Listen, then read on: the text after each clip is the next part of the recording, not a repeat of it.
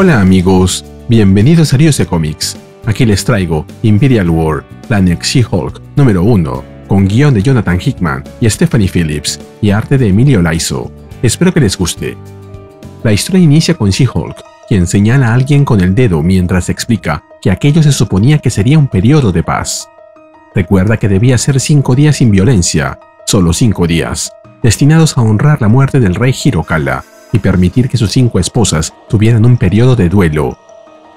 Ella hizo todo lo posible por mantener esa paz, cumpliendo el pedido de Hulk, aunque sabía que no sería sencillo en un lugar como Sakaar, donde lo común era la muerte, el caos y la violencia. Sin embargo, jamás habría imaginado que terminaría acusando a una de ellas de asesinato. Pero es la verdad, y posee todas las pruebas de que una de las viudas en duelo de Hirokala es, en realidad, una asesina a sangre fría. She-Hulk está en Sakaar en Nebo, y es el día 4 después de la partida de Hulk junto a Amadeus Cho. Frente a ella se encuentran las 5 esposas de Hirokala: Obaji, la cuarta; Elara, la quinta; Thorn, la tercera; una bruja; Mirren, la segunda; y Juno, la primera.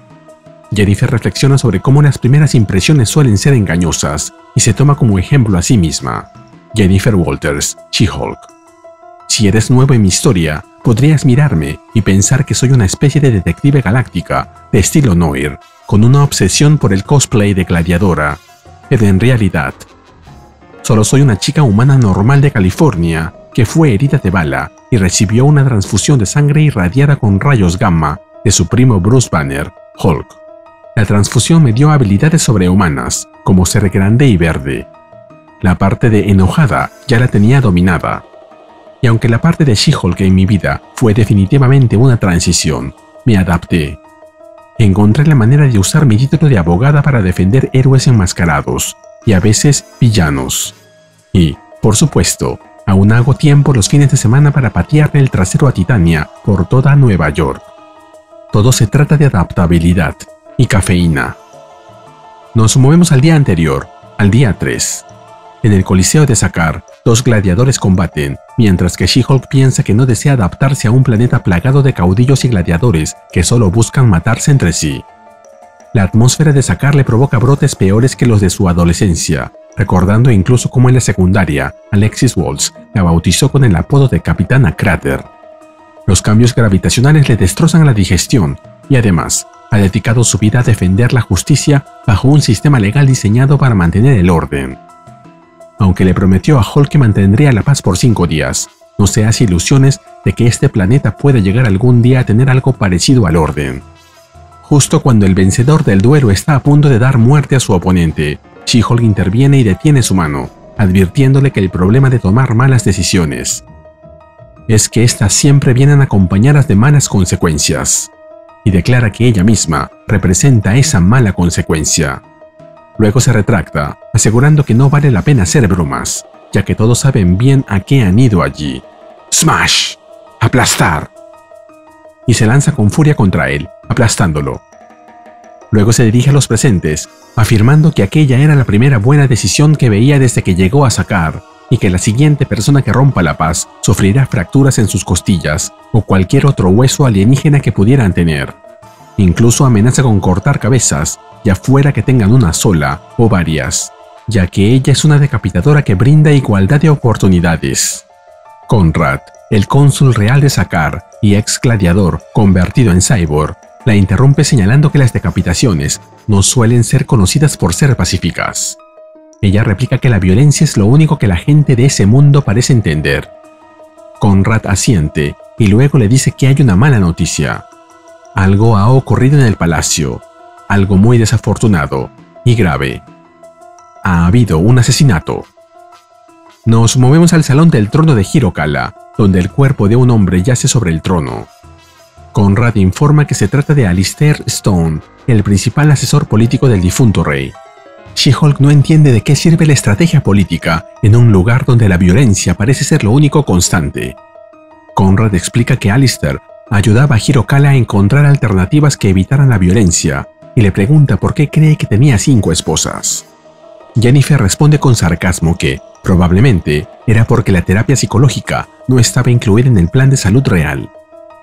Conrad ignora o no entiende la broma y explica que Obagi, la cuarta esposa de Hirokala, era la princesa de Dynaskar, un planeta que por un tiempo consideró invadir y esclavizar Sakar en Nebo, hasta que Hirokala se casó con ella y firmó un tratado de paz con su padre. Nada más diplomático que convertir a una mujer en un acuerdo, responde She-Hulk, fastidiada. Conrad prosigue señalando que Thor, la tercera esposa, había traído paz con el Coven of the Burned Hand, el aquelarre de la mano quemada, gracias a su matrimonio. Jennifer pregunta si las viudas todavía tenían autorización para entrar al palacio, y Conrad confirma que sí. Al igual que ella, todas podían pasar el sistema biométrico, ir y venir sin activar los protocolos de seguridad.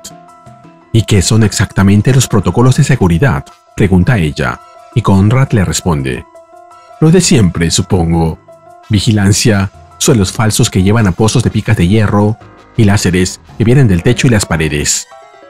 She-Hulk comenta que le habría gustado saber todo eso antes de dormir en una de las habitaciones de invitados del palacio. Por otro lado, le resulta absurdo que Hirokala mantuviera un ejército completo a raya con tantas trampas, pero que un solo asesino hubiera logrado evadirlas. Luego pide una lista de todas las personas autorizadas por el sistema. Conrad acepta, aunque aclara que, además de las viudas, solo estaban él y algunos pocos más, ya que Hirokala no confiaba mucho en los demás. Jennifer se pregunta por la razón de esa desconfianza, y Conrad responde que los gobernantes de Sakar siempre tienen enemigos porque el panorama político cambia constantemente. Ella lo interrumpe diciendo que estaba siendo sarcástica. Conrad se disculpa y promete conseguir la lista de autorizados, además de poner a trabajar a los forenses para determinar la causa de la muerte. Al día siguiente, ya en el cuarto día, She-Hulk acompaña al médico forense, quien le explica los hallazgos: laceraciones, marcas de ligaduras en muñecas y tobillos, y restos del veneno Eclipta en la sangre. ¿Cómo murió?, pregunta ella. El médico responde que no está seguro.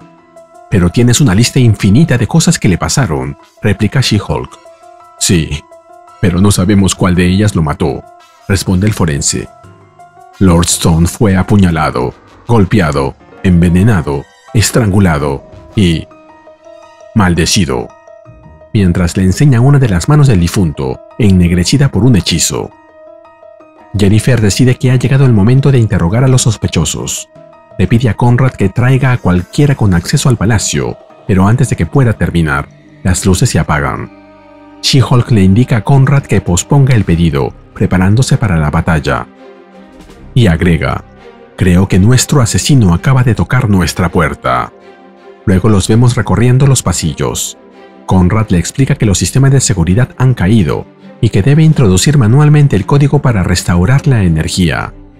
En eso, una flecha le atraviesa el pecho y Conrad grita: ¡otra vez no! ¡Acabo de morir la semana pasada! Como comentario, esto se vio en Imperial número 1. She-Hulk se queda atónita al ver que una armadura cobra vida y levanta una ballesta, disparándole otra flecha. She-Hulk la esquiva mientras piensa: ojalá estuviera alucinando. Me gustaría pensar que estoy viendo cosas, pero mis lentes de contacto son nuevos, lo que significa que estoy 89% segura de que esa armadura vacía ha cobrado vida e intenta matarme. Me gustaría añadir eso a mi lista de razones por las que odio Sakar. Luego, mientras la esquiva y se prepara para recibir el ataque de otra armadura, agrega: como si los problemas estomacales no fueran ya lo suficientemente malos. Ahora tengo que preocuparme de que los objetos inanimados cometan asesinatos. Es como cuando todas las teteras y sartenes cobran vida en La Bella y la Bestia, pero con las tacitas de té armadas hasta los dientes. Y en lugar de cantar una canción para dar la bienvenida a sus invitados, intentaran matarlos. Luego de decir toda esa tontería, She-Hulk se lanza a la batalla contra las armaduras vivientes, levantando su gran espada, y empieza a derribarlas una a una. Pero mientras lo hace, continúa hablando babosadas. Con nuestra cultura actual de remakes, me sorprende que nadie haya hecho una versión de terror en acción real o live action de La Bella y la Bestia. O tal vez simplemente creen que ya da suficiente miedo por sí misma cuando todos los platos y cuchillos empiezan a bailar. Porque puedo, De hecho, confirmar que es muy aterrador. Gracias por llegar hasta aquí. Si aprecias mi trabajo y deseas más contenido similar, regálame un like, suscríbete y activa la campanita. Gracias. En esta ocasión mandaré saludos a Jorman Parada G1M. Gracias por formar parte de la familia de Dios de Cómics. Finalmente, se deja de estupideces y añade: perdón, me distraje un momento. Necesito concentrarme en destruir estas armaduras. It's a tale as old as time.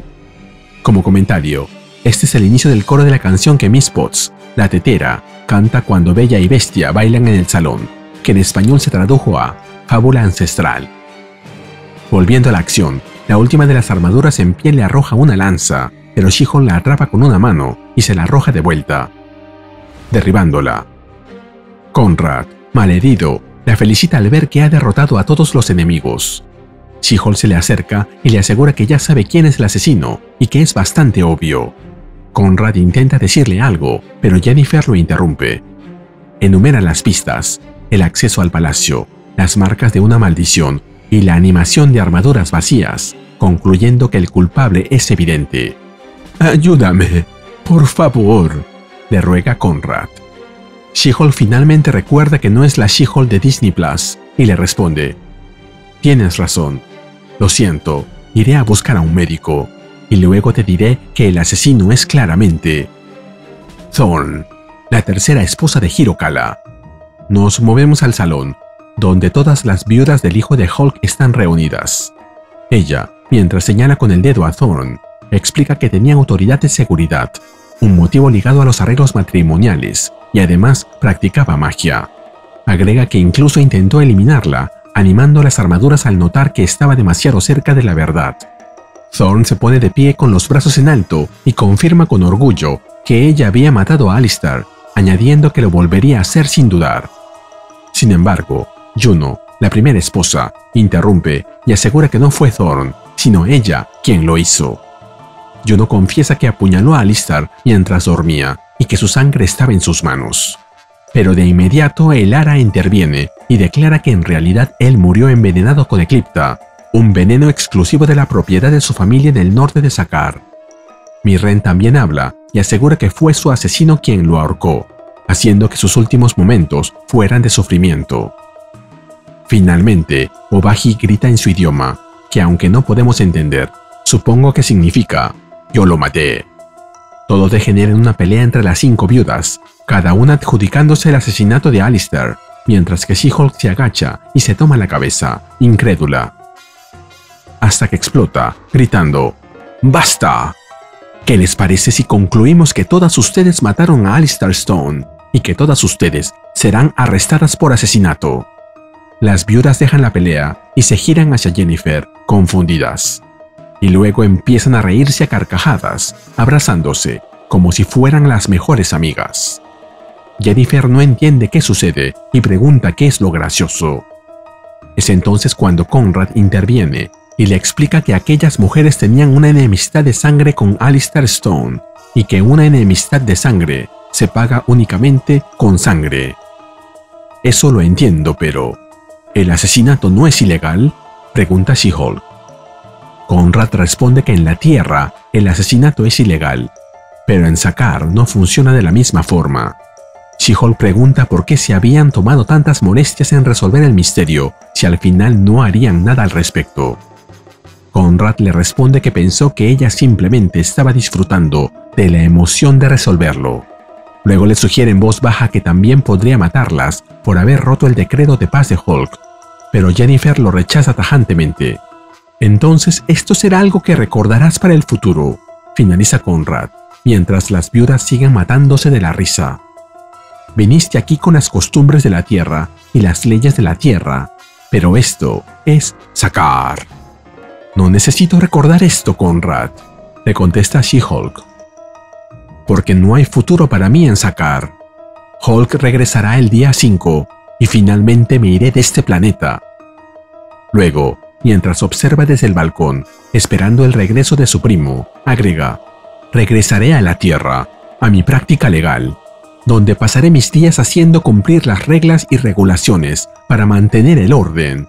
y puedo prometerte que nunca, jamás, volveré a sacar. Nos movemos al día 6. Hulk no ha vuelto, y Jennifer, contemplando la ciudad bajo una luna llena, lanza un rugido de rabia al darse cuenta de que se quedará en aquel planeta mucho más tiempo del que imaginaba. Mientras que Conrad, fiel a su estilo, le dice: tal vez Hulk solo se está retrasando un poquito. Y se nos cuenta que esta historia continuará en Imperial número 4. Y así terminamos con el video. ¿Qué te pareció? Dímelo en los comentarios y te espero en el siguiente video de Ryusei Comics. Nos vemos allí.